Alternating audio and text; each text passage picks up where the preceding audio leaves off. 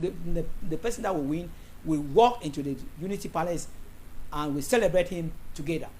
All right. I want to ask another question here. You just want us to look at, today is Friday, tomorrow is Saturday. We have barely 48 hours to go to the polls. So I want us to look at the southwest and the northwest regions with the issue of the lockdown. I don't want to believe that the lockdown has been completely dissolved. I believe that it is still ongoing. And on Sunday we have elections. Do you think it is going to be possible in those regions for citizens to move freely and go to the polls to cast their votes as of now?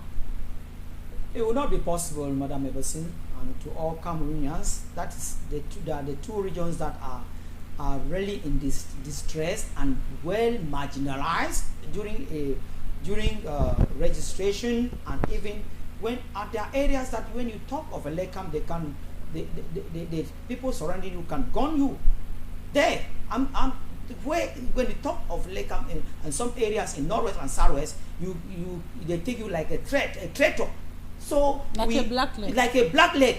That's where you see blacklegs. People are dying just because, and even you are somewhere, they know that you have a link with such a thing in Northwest or Southwest. You are at risk. You are at risk. You are putting yourself at risk. So the only thing that is going on, people are not free. Movement is not free. Vehicles are not free.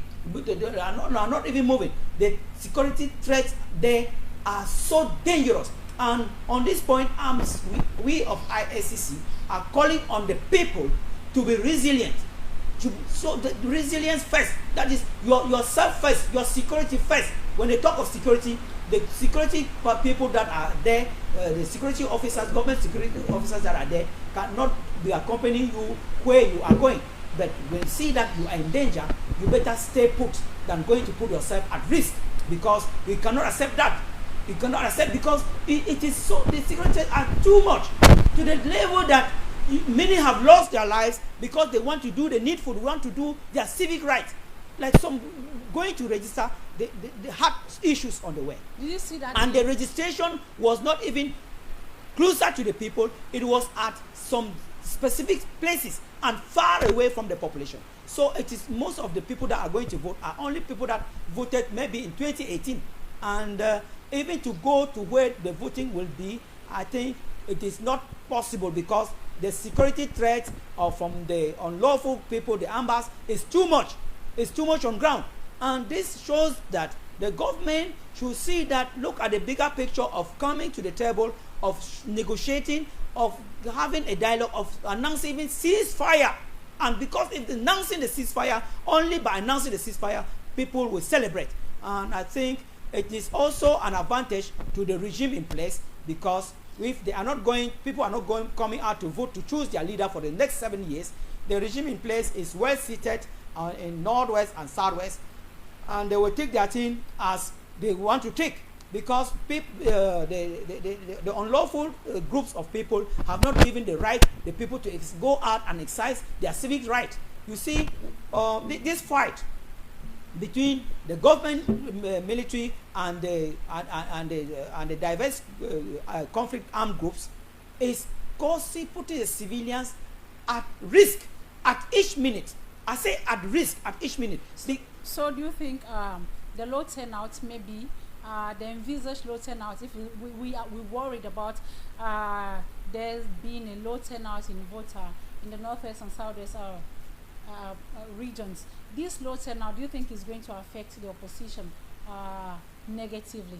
That is what I just said, that it is mostly in favor of the regime, because they have everything. They have the yam and they have the knife.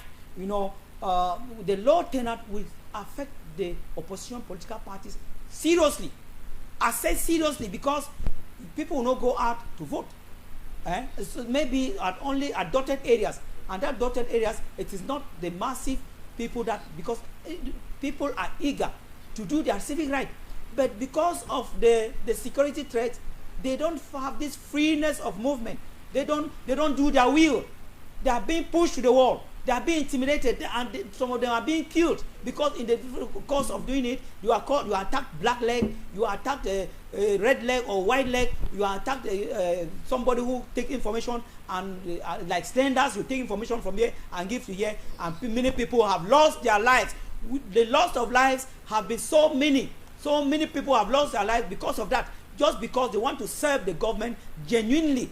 And again, when you want to serve the government genuinely, your life is at risk, and you want again, you go that side again, you want to pass only to say good morning to somebody that you don't know. They say that you are talking with a number of which you don't even know that it is a number, because at times they move like that. They don't even have guns, but they know their time that they go on operate. You see, the civilians have lost many loved